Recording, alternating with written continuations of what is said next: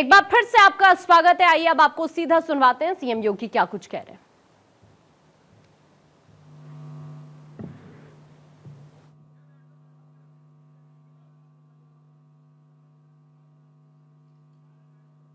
आज के इस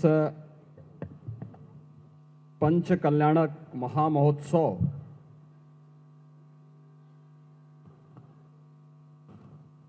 भगवान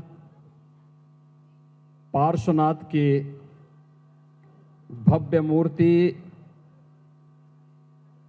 और गुफा मंदिर के इस लोकार्पण कार्यक्रम में जिनका सानिध्य आप सबको प्राप्त हो रहा है,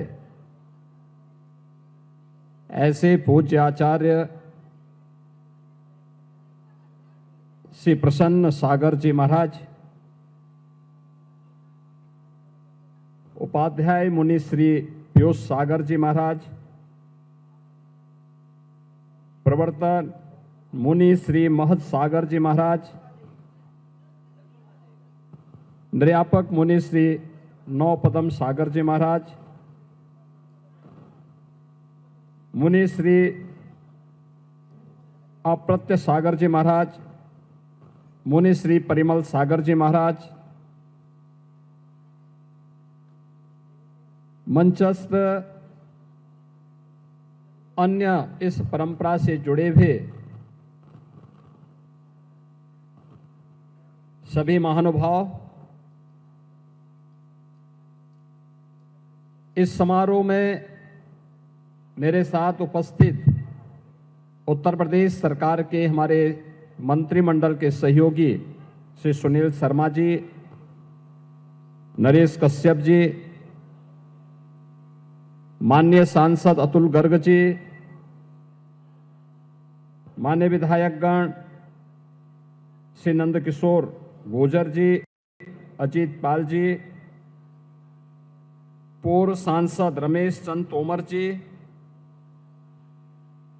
भारतीय जनता पार्टी के महानगर के अध्यक्ष मयंक गोयल जी और उपस्थित सभी श्रद्धालुजन, बहनों और भाइयों,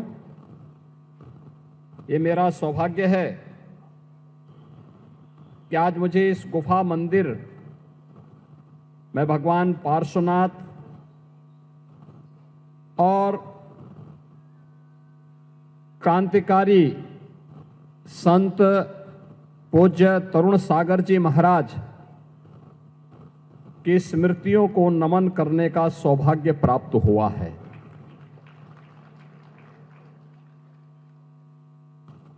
मैं इसके लिए आभारी हूं इस पूरी व्यवस्था से जुड़े हुए उन सभी महानुभावों का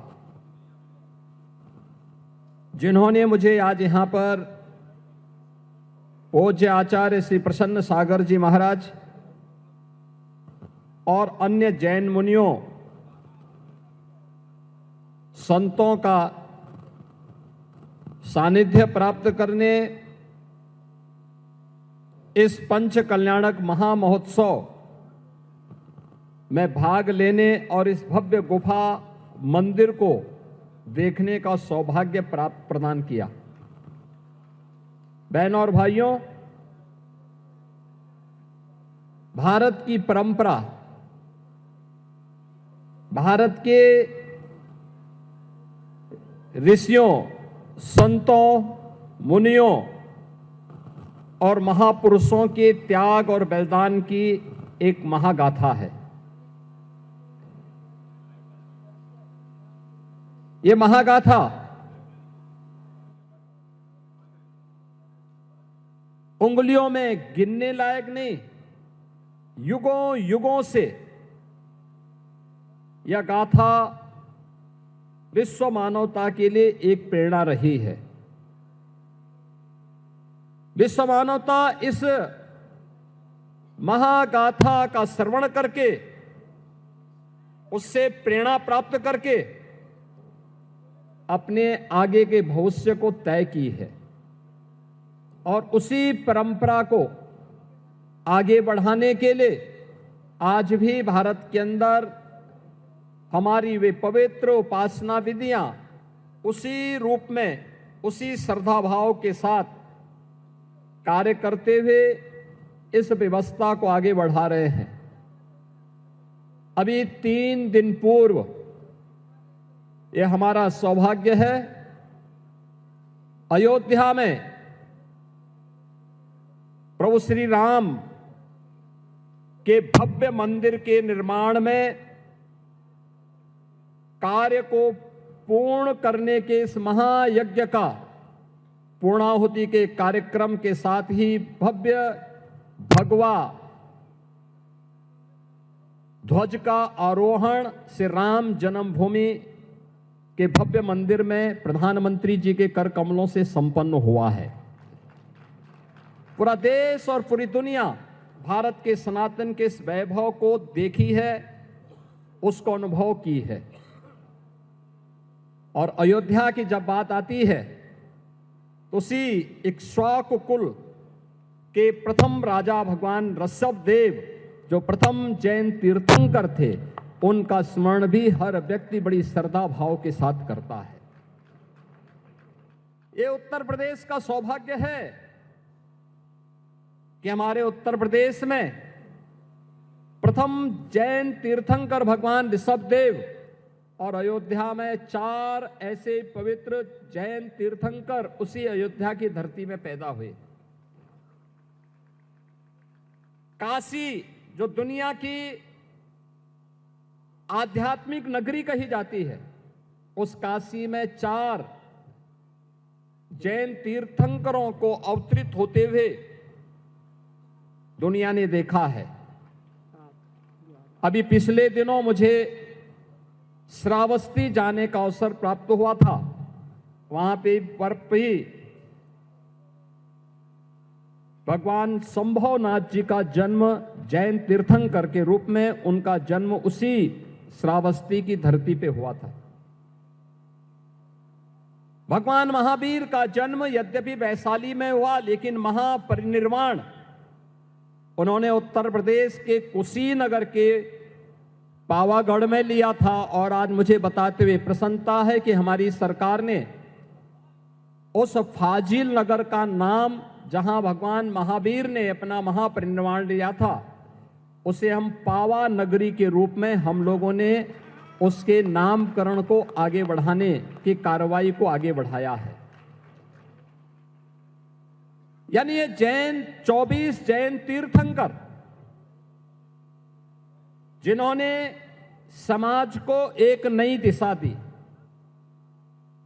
जिन्होंने करुणा की, मैत्री की, अहिंसा की, जियो और जीने दो की एक प्रेरणा विश्व मानवता को दी।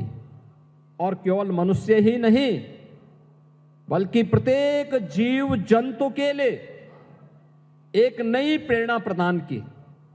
वह आज भी उसकी प्रासंगिकता उसी रूप में बनी हुई है।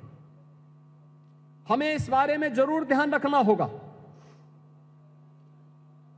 कि अगर मानव सभ्यता को विकास की नित नई ऊंचाइयों तक पहुंचना है तो हमें भारत के अध्यात्म की शरण में जाना पड़ेगा। याद रखना, अध्यात्म के साथ ही भौतिक विकास हो, सांस्कृतिक उन्नयन हो, या आध्यात्मिक उन्नयन के लिए एक सुरक्षित वातावरण चाहिए, सुसभ्य वातावरण चाहिए, साफ सुथरा वातावरण चाहिए। और यह भारत ने ही पहले भी दुनिया को दिया है, आज भी विश्व मानवता के लिए वह संदेश भारत का ही है, भारत के ऋषि मुनियों का है, भारत की परंपरा का है, भारतीय संस्कृति का है। हम सबको इस बारे में गौरव की अनुभूति होनी चाहिए कि हम सब इन सभी संदेशों को लेकर के, जो भारत की ऋषि मुनि परंपरा ने हम सबको दिया है, अगर हम इसका आत्मसात करते हैं, इसका अनुसरण करते हैं, तो यही विश्व मानवता के कल्याण का मार्ग प्रशस्त करता है। आप याद करिए, गत वर्ष जब प्रधानमंत्री मोदी जी ने उस समय अप्रैल में दिल्ली में विश्व नौकार महामंत्र दिवस पर वन वर्ड वन चैंट कार्यक्रम का उद्घाटन किया था। उस अवसर पर उन्होंने 9 संकल्पों को हम सबको प्रदान किया था। वे 9 संकल्प थे कि पानी का बचत,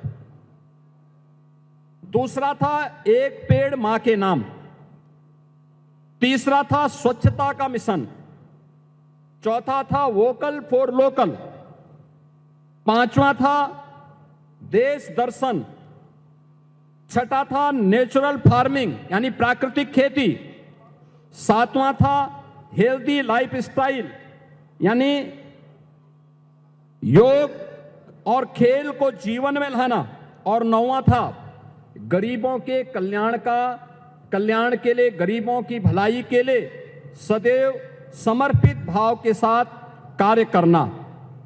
और आज मुझे बताते हुए प्रसन्नता है कि जैन मुनियों की जो परंपरा है उसी पवित्रता को आगे बढ़ाने का कार्य कर रही है। मैंने भी यहां पर जब मैं आया था, मैंने आचार्य श्री प्रसन्न सागर जी महाराज, उपाध्याय मुनि श्री पीयूष सागर जी महाराज की दिनचर्या को देखा है, और मैंने जो देखा उनके बारे में सुना। जो मैं देख रहा था कि 557 दिनों की कठोर साधना, 496 दिनों की निर्जल उपवास, तप, अनुशासन और आत्म संयम का एक अद्भुत उदाहरण इसमें हमें देखने को मिला है। ये चीजें दिखाती हैं कि अगर हम संकल्प ले लें तो पिंडमाही ब्रह्मांड समाया, यानी सब कुछ जो कुछ हमें बाहर दिखाई दे रहा है वह सब कुछ हमें इस शरीर में अनुभव होते हुए दिखाई देगा। और यह मुझे प्रसन्न सागर जी महाराज की साधना के माध्यम से देखने और अनुभव करने का अवसर प्राप्त हुआ है। मैं आज के इस अवसर पर जब इस पवित्र कार्यक्रम में पंच कल्याणक महामहोत्सव में मुझे भाग लेने का अवसर प्राप्त हुआ है, यहां पे मुझे भगवान पार्श्वनाथ और क्रांतिकारी संत तरुण सागर जी महाराज के इस पावन गुफा मंदिर के लोकार्पण के समारोह में भाग लेने का अवसर प्राप्त हुआ है। मैं आयोजकों को इसके लिए हृदय से धन्यवाद देता हूं। आप सबके प्रति अपनी शुभकामनाएं देता हूं। पंच कल्याणक महामहोत्सव के प्रति अपनी शुभकामनाएं देता हूं, और पूज्य आचार्य श्री प्रसन्न सागर जी महाराज और उनसे जुड़े हुए सभी अन्य जैन मुनियों को यहां पर नमन करते हुए उनका अभिनंदन करता हूं, स्वागत करता हूं। धन्यवाद। जय हिंद। निश्चित आदरणीय योगी जी ने तो मुरादनगर के अंदर इस वक्त सीएम योगी की मौजूदगी है। अभी उनका संबोधन आपने सुना प्रभु श्री राम के मंदिर का जिक्र करते हुए।